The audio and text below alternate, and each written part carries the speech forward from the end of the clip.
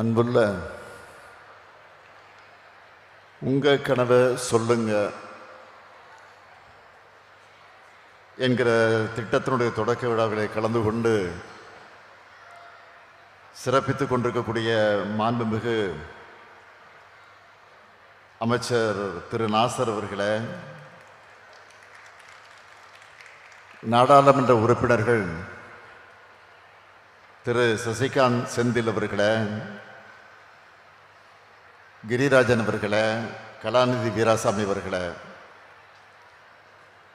சட்டமன்ற உறுப்பினர்கள் சுதர்சனம் அவர்களே, சந்திரன் அவர்களே,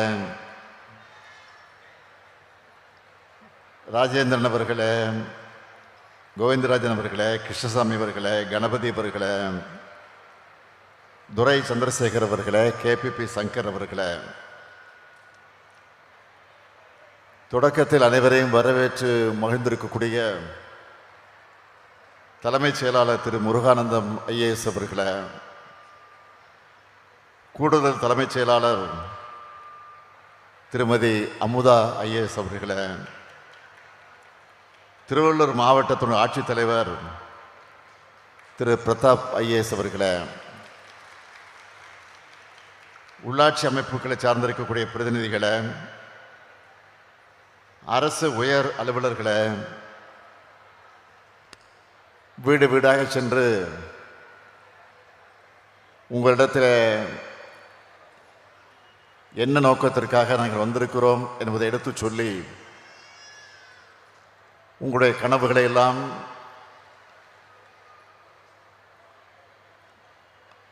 அவர்கள் உள்வாங்கி கொண்டு அந்த பணியை நிறைவேற்றிருக்கக்கூடிய தன்னார்வலர்களே, மகளிர் சுய உதவிக்குழுவை சார்ந்திருக்கக்கூடிய அருமை தாய்மார்களே, சகோதரிகளே, பெரியோர்களே, நண்பர்களே, பத்திரிகை மற்றும் ஊடகத்துறை சார்ந்திருக்கக்கூடிய தோழர்களே,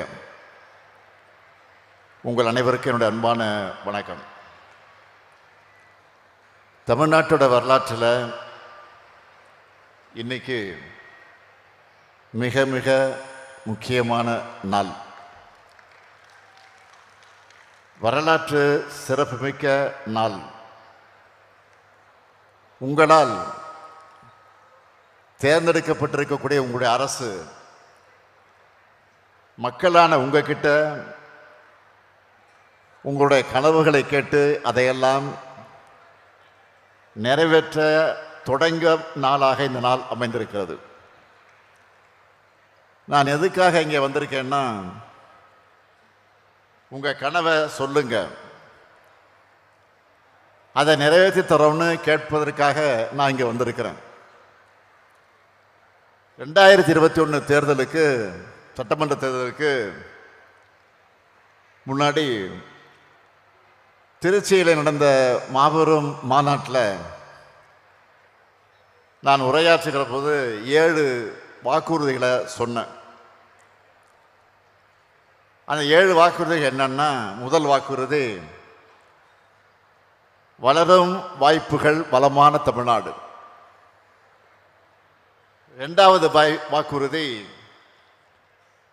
மகசூல் பெருக்கம் மகிழும் விவசாயி. 3வது வாக்குறுதி குடிமக்கள் அனைவருக்கும் குறையாத தண்ணீர். 4வது வாக்குறுதி அனைவருக்கும் உயர்தர கல்வி மற்றும் உயர்ந்த மருத்துவம். 5வது வாக்குறுதி எழில்மிகு மாநகரங்களின் மாநிலம். 6வது வாக்குறுதி உயர்தர ஊரக கட்டமைப்பு, உயர்ந்த வாழ்க்கை தரம். 7வது வாக்குறுதி அனைவருக்கும் அனைத்துமான தமிழ்நாடு. அப்படின்னு 7 வாக்குறுதிகளை நான் வழங்கியிருந்தேன். இது என்னுடைய கனவுகள்னு சொல்லி அந்த வாக்குறுதியை தந்தேன். இதையெல்லாம் இப்போ நாம் நிறைவேற்றிட்டு இருக்கோம். சொன்னதை செய்கிறவன் தான் உங்கள் முன்னாலே நின்று கொண்டிருக்கக்கூடிய இந்த ஸ்டாலின். பொருளாதாரத்தை உயர்த்துவோம்னு சொன்னேன். இன்னைக்கு நம்ம தமிழ்நாடு தான் 11.19 விழுக்காடு வளர்ச்சியோட இந்தியாவிலேயே பெஸ்ட் மாநிலமா இருக்கு. இந்தியாவுக்குள்ள இன்வெஸ்ட்மெண்ட் பண்ணணும்னு எந்த நிறுவனமாவது நினைச்சா அவங்களுடைய ஃபர்ஸ்ட் சாய்ஸா தமிழ்நாடு தான் இருக்கு. அதே போல விவசாயத்துக்கும் பாசன பரப்பு அதிகமாயிருக்கு, விளைச்சல் அதிகமாயிருக்கு, லாபம் தர தொழிலா மாறி இருக்கு. இந்தியாவிலேயே கல்விக்காக தமிழ்நாடு செய்கிற அளவுக்கு எந்த மாநிலமும் செய்யலன்னு பெருமையோடு சொல்ற அளவுக்கு மாதிரி பள்ளிகள், முதலமைச்சரின் காலை உணவு திட்டம், இல்லம் தேடி கல்வி, புதுமை பெண் தமிழ் புதல்வன், நான் முதல்வன் செயல்படுத்திக்கிட்டு இருக்கோம். நம்ம பிள்ளைங்களும் பள்ளி கல்வி, உயர்கல்வி, போட்டித் தேர்வுகள்னு எல்லாத்துலேயும் அடித்து தூள் கிளப்புறாங்க. அடுத்து மருத்துவம். தமிழ்நாட்டோட மருத்துவத்துறை பற்றி சொல்லணும்னா தமிழ்நாடு இப்போ மெடிக்கல் டூரிசத்தினுடைய மையமாக விளங்கிட்டு இருக்கு. வெளிநாடுகளிலிருந்தும் மருத்துவ சிகிச்சைகளுக்காக இங்கே தான் வராங்க. இந்த தரமான மருத்துவத்தை உங்கள் வீடுகளுக்கே கொண்டு வந்து சேர்க்கத்தான் மக்களை தேடி மருத்துவம்னு ஐநா மன்றமே பாராட்டுகிற திட்டத்தை நாம் செயல்படுத்தி இருக்கோம். அது மட்டும் இல்லாமல் இன்னுயிர் காப்போம், நம்மை காக்கு 48, இதயம் காப்போம், பாதம் காப்போம், நலம் காக்கும் ஸ்டாலின்னு ஏராளமான திட்டங்கள் மக்களுடைய உயிர்களை பாதுகாத்துட்டு இருக்கு. அடுத்து மற்ற மாநிலங்களை பார்த்தீங்கன்னா பெரும்பாலும் அந்த மாநிலத்தோட தலைநகரமும் முதல்நிலை நகரங்களும் தான் வளர்ந்துருக்கும். ஆனால் நம்ம தமிழ்நாட்டில் தான் இப்போ 2ஆம் நிலை 3ஆம் நிலை நகரங்களும் வளர்ந்துருக்கு. சாலைகள், பாலங்கள், போக்குவரத்து, குடிநீர் வசதின்னு உட்கட்டமைப்பு வசதிகளை பெற்றிருக்கு. நகரங்கள், பேருந்துகள் மட்டும் இல்லை, கிராமங்களும் வளர்ந்துருக்கு. இது எல்லாத்துக்கும் மேலே சமூக நீதி அரசை நாம் நடத்திக்கிட்டு இருக்கோம். ஆதி திராவிடர்கள், மிகவும் பிற்படுத்தப்பட்ட மக்கள், சிறுபான்மை மக்கள், மாற்றுத்திறனாளிகள், திருநங்கையர், விளிம்பு நிலை மக்கள்னு எல்லாருக்கும் பார்த்து பார்த்து நம்ம செஞ்சுக்கிட்டு இருக்கிறோம். அதுவும் இது எல்லாத்தையும் எந்த சூழலில் நம்ம இதை சாதித்து காட்டியிருக்கிறோம். நம்ம ஆட்சி பொறுப்புக்கு வந்தப்போ கொரோனா என்ற கொடுமையான பாதிப்பு உச்சத்தில் இருந்துச்சு. நல்லது எதுக்குமே ஒத்துழைக்காத, தமிழ்நாட்டுக்கு தமிழர்களுக்கும் எதிராக மட்டுமே சிந்தித்து செயல்படக்கூடிய பாஜக அரசு தொடர்ந்து ஒன்றிய அரசில் இருக்கு. ஆட்சி பொறுப்பில் இருந்தப்போ தமிழ்நாட்டு உரிமைகளை எல்லாம் ஆமாசாமி போட்டு அடகு வச்ச அதிமுக இப்போ எதிர்கட்சி ஆனதுக்கு பிறகு உண்மைக்கு புறம்பான போலி செய்திகள் எல்லாம் உருவாக்கி அவதூறு செஞ்சுக்கிட்டு இருக்கிறாங்க, பரப்பிக்கிட்டு இருக்கிறாங்க. தமிழ்நாட்டுக்கும் ஒன்றிய அரசுக்கும் பாலமாக இருக்க வேண்டிய கவர்னர், ஆளுநர் என்கிற அந்த பொறுப்பில் இருக்கக்கூடியவர் என்ன பண்ணுறாருன்னா உங்களுக்கே தெரியும்.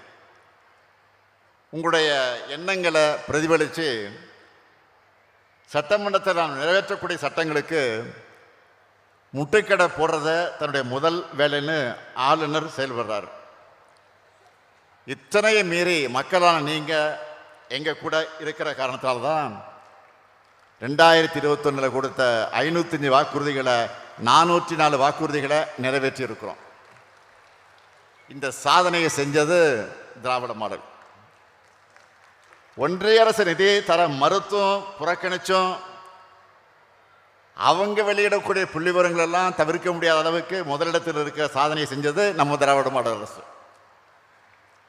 தமிழ்நாட்டோட கஜானாவை சுரண்டின கடந்த கால அதிமுக ஆட்சியாளர்கள் மக்களால் விரட்டியடிக்கப்பட்ட பின்னர் என்னென்னலாம் சொன்னாங்க. நாம் மகளிருக்கான உரிமை தொகையை கொடுக்க மாட்டோம்னு சொன்னாங்க. ஆனால் அதை நிரூபித்து காட்டியிருக்கோம், செஞ்சுக்கிட்டு இருக்கோம்.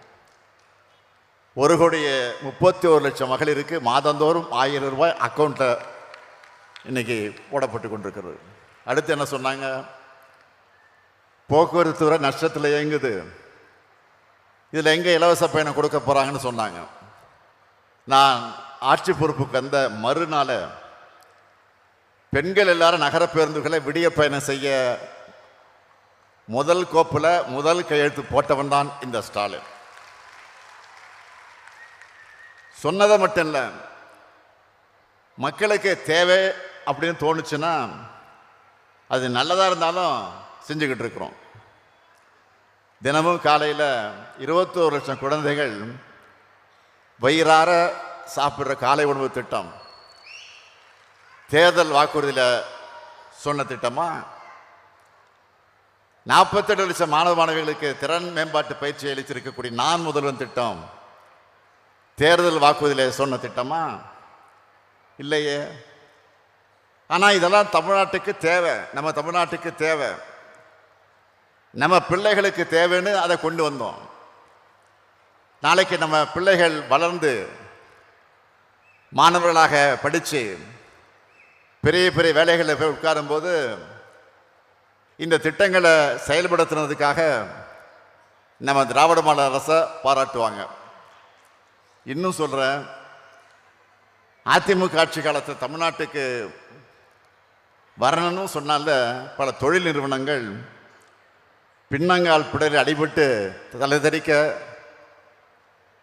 ஓடுனாங்க. ஆனால் நம்ம திராவிட மாடல் ஆட்சியில் 10 லட்சம் கோடி ரூபாய் மதிப்பிலான முதலீடுகளை நாம் ஈர்த்திருக்கிறோம். ரெக்கார்ட் பண்ணால் ரெக்கார்டை பிரேக் பண்ண முடியாத அளவுக்கு பண்ணணும். இதுதான் என் பாலிசி. இன்னும் கூட சொல்கிறேன், 2 லட்சம் விவசாயிகளுக்கு இலவச மின் இணைப்பு, 4000 கோயில்களுக்கு குடமுழுக்கு, 8000 கோடி ரூபாய்க்கு மேலான கோயில்களின் சொத்துக்களை மீட்டிருக்கோம். அரசு ஊழியர்களுடைய 22 ஆண்டு கால கோரிக்கையான பென்ஷன் திட்டம் கடந்த 4 ஆண்டுகளில் ஒவ்வொரு மாவட்டத்துக்கும் 2 முறை 3 முறை நாம் பயணம் செஞ்சு அரசு விழாக்கள் மூலமாக 40 லட்சத்துக்கும் அதிகமானதுக்கு நலத்திட்ட உதவிகளை வழங்கியிருக்கிறேன். இப்போ கூட இந்த பொங்கல் மகிழ்ச்சி பொங்கலாக இருக்கணும், அதற்காகத்தான் பொங்கல் பரிசா 3000 ரூபாய் தரோம். இப்படி உங்கள் தேவைகளை உணர்ந்து நல்ல பல திட்டங்களை செஞ்சிட்டு இருக்கக்கூடிய உங்கள் திராவிட மாடல் அரசுகிட்ட உங்களுடைய கனவுகளை நீங்களே சொல்லணும்னு உருவாக்கி இருக்கக்கூடியது தான் இந்த உங்கள் கனவை சொல்லுங்க திட்டம். இன்னையிலிருந்து 30 நாட்களுக்கு நல்லா கவனிச்சுக்கோங்க. இன்னையிலிருந்து 30 நாட்களுக்கு தமிழ்நாட்டில் இருக்கக்கூடிய எல்லா குடும்பங்களையும் எங்கள் டீம், அரசின் சார்பில் தன்னார்வர்கள் நியமிக்கப்படுறாங்கல்ல, அந்த டீமை வந்து உங்களை சந்திப்பாங்க. அவங்க கிட்ட உங்கள் கனவுகளை சொல்லுங்க. அதையெல்லாம் அவங்க டிஜிட்டல் முறையில் பதிவு செஞ்சுப்பாங்க. அதை எல்லாத்தையும் ஆய்வு செஞ்சு தமிழ்நாட்டுக்கான ஒரு மாபெரும் கனவு திட்டத்தை அறிவிக்க போகிறேன். 2030ஆம் ஆண்டுக்கான தொலைநோக்கு பார்வை கொண்டதா அந்த கனவு திட்டம் இருக்கும். நான் உறுதியாக சொல்கிறேன், இந்த கனவுகளை எல்லாம் நான் நிறைவேற்றி காட்டுறப்போ கிராமப்புற உள்கட்டமைப்புகள், நகரப்புற உள்கட்டமைப்புகள், மொழி மற்றும் பண்பாடு வெற்றிகள், கல்வி மற்றும் திறன் மேம்பாடுகள், சமூக வளர்ச்சி, விவசாயம் மற்றும் மீன்பிடி தொழில், வேலைவாய்ப்பு மற்றும் தொழிற்சாலைகள் ஆகிய 7 துறைகளில் தன்னிறைவு பெற்ற தமிழ்நாடாக நம்முடைய மாநிலம் வளர்ந்திருக்கும். பேரறிஞர் அண்ணா அவர்கள் தான் சொல்வார், மக்களிடம் செல், அவர்களோடு வாழு, அவர்களை நேசி, அவர்களிடமிருந்து கற்றுக்கொள். அவர்களுக்கு தெரிந்ததிலிருந்து தொடங்கு. அவர்களிடம் இருப்பதிலிருந்து கட்டுமானம் செய். பணி முடிந்த பிறகு அவருக்கு திருப்தியை ஏற்படுத்திவிட்டு திரும்பி வான்னு சொன்னார். அண்ணா சொன்னதையெல்லாம் என்னுடைய இதயத்தில் வச்சு செயல்படக்கூடியவன் தான் இந்த முத்துவேல் கருணாநிதி ஸ்டாலின். அதனால்தான் ஒரு கட்சியின் ஆட்சியாக இல்லாமல் ஒரு இனத்தின் ஆட்சியாக திராவிட மாடல் ஆட்சியை நடத்திக்கிட்டு இருக்கோம். ஆட்சி என்பது முதலமைச்சரான என்னுடைய கனவுகளை மட்டுமல்ல, வாக்களித்த வாக்களிக்காத உங்கள் எல்லாருடைய கனவுகளை நிறைவேற்றுகிற கருவி. அப்படி உங்கள் கனவுகளை கேட்டு நிறைவேற்றும் போது தான் உங்கள் குடும்பங்கள் முன்னேறும், மகிழ்ச்சி அடையும். உங்கள் கனவுகள் நிறைவேறும்னா தமிழ்நாடு முன்னேறும், வளர்ச்சி அடையும். வரலாற்றை புரட்டி பாருங்க. நாம் கனவு கண்டா நிச்சயம் நம்மளோட உழைப்பால் அதை நிறைவேற்றுவோம்.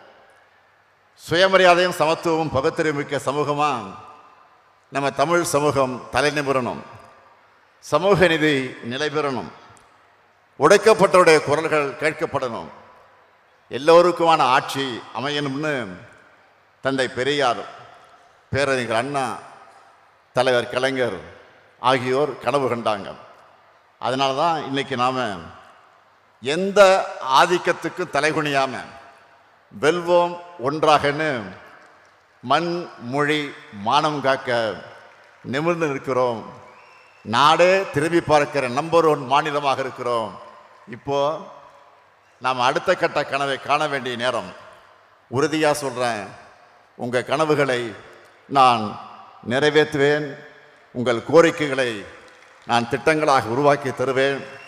உங்கள் எண்ணங்களுக்கு உருவம் கொடுப்பேன். நம்மோட தமிழ்நாட்டை தலை சிறந்த மாநிலமாக உயர்த்துவேன். இதுதான் இந்த முத்துவேல் கருணாநிதி ஸ்டாலின் 2026 தேர்தலுக்கு தரக்கூடிய வாக்குறுதி. நம்முடைய கனவு நனவாகும். தமிழ்நாடு வெல்லும், வெல்லும், வெல்லும். நன்றி, வணக்கம். உடனுக்குடன் செய்திகளை தெரிந்து கொள்ள சன் நியூஸ் பெல் ஐகானை கிளிக் பண்ணுங்க.